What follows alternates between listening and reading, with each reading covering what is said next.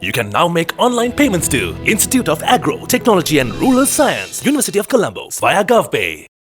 Cabinet ministers convened at the Parliament this afternoon at around 1 p.m. to attend the presentation of the 2026 budget, marking the 80th budget of Sri Lanka.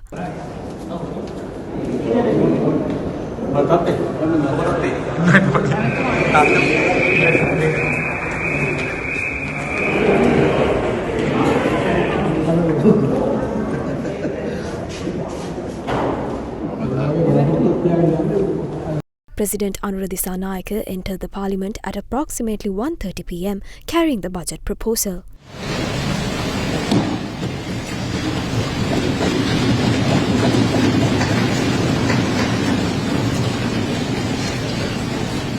In his dual capacity as President and Minister of Finance, Anura presented the second budget of the National People's Power Government to Parliament today. This year's budget is themed the 2026 Citizens Budget. At the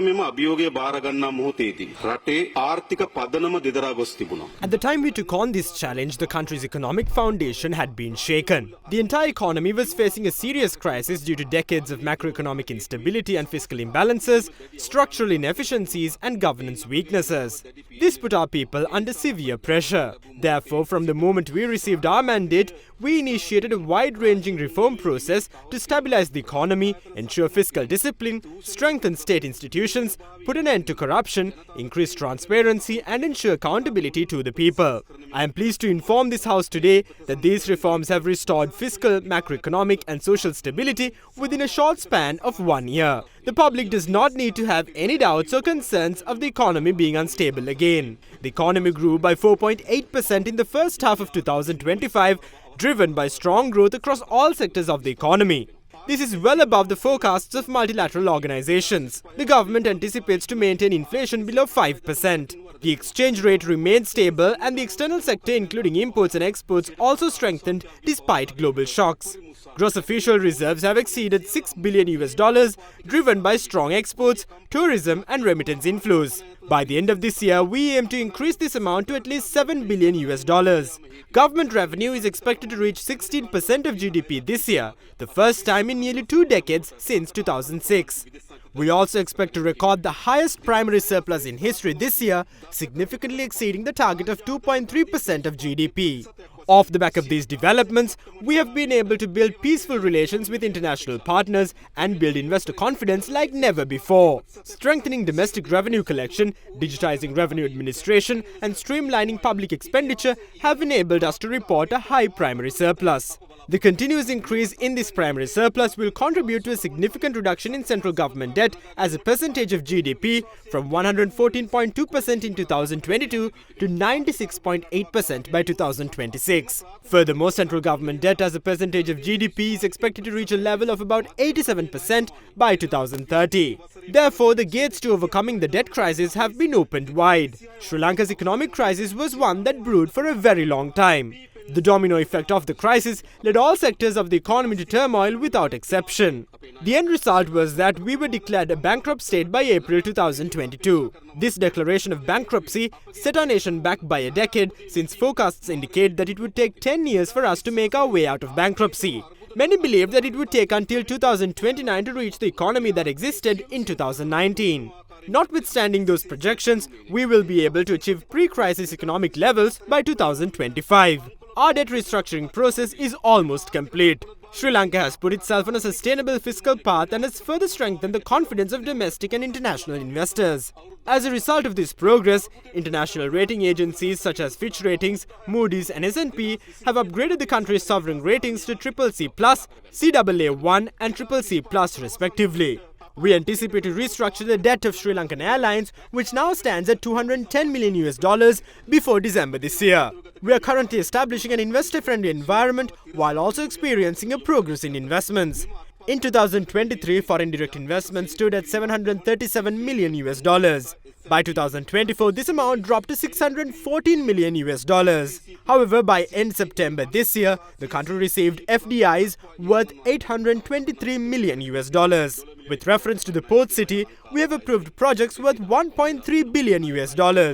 Both the Strategic Development Projects Act and the Port City Act are being amended to provide tax incentives based on transparent and rules-based criteria. Our main strategic objective is to achieve an economic growth rate exceeding 7% within the next few years, ensuring that the benefits of such growth are shared equally among all communities and social groups spread island-wide.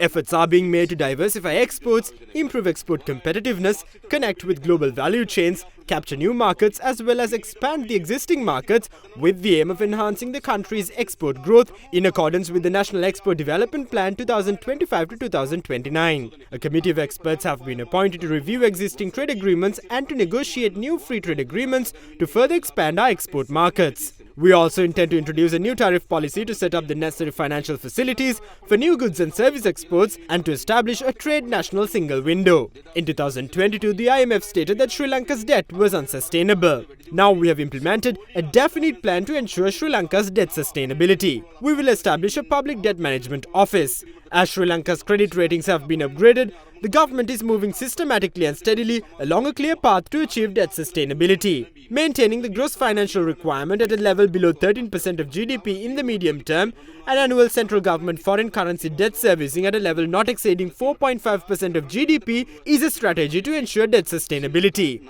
We are gradually reaching the goal of securing the public debt target at 95% of GDP by 2032. Given the remarkable performance achieved in public finances and our debt management strategy, we believe that there is a high level of potential to maintain public debt as a percentage of GDP below 90% by 2032. Certain groups have been spreading an unfounded allegation that an inability to pay foreign debt may arise in 2028. What is the reality? We made a payment of $1,674 million for foreign debt servicing in 2024. Foreign debt servicing this year stood at $2,435 million. $1,948 million of that amount was paid by September.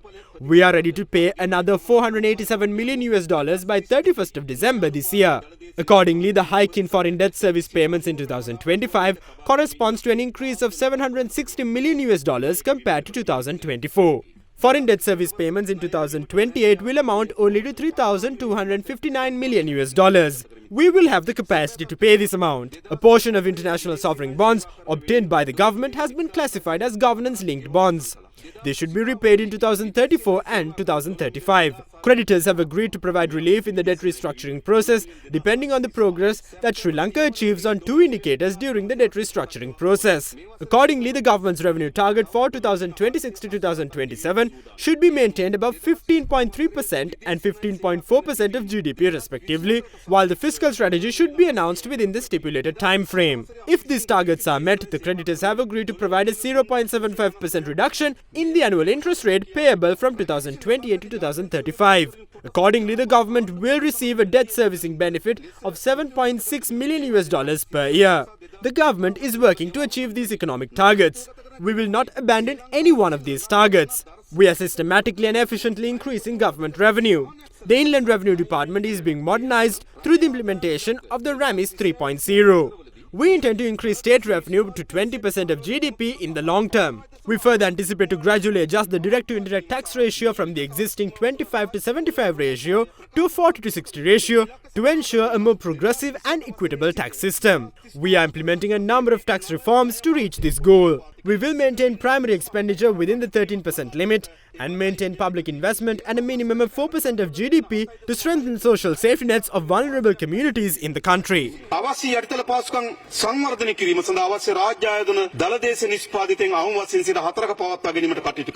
Accordingly, the total government revenue projected for 2026 stands at 5,300 billion rupees, while total expenditure is estimated at 7,057 billion rupees, resulting in a budget deficit of 1,757 billion rupees. The debate on the budget's second reading is set to commence tomorrow and will continue until November 14th, with the vote on the second reading scheduled for 6 p.m. on the same day. Subsequently, the third reading of the budget will take place from November 15th to December 5th, culminating in the final vote at 6 p.m. on December 5th.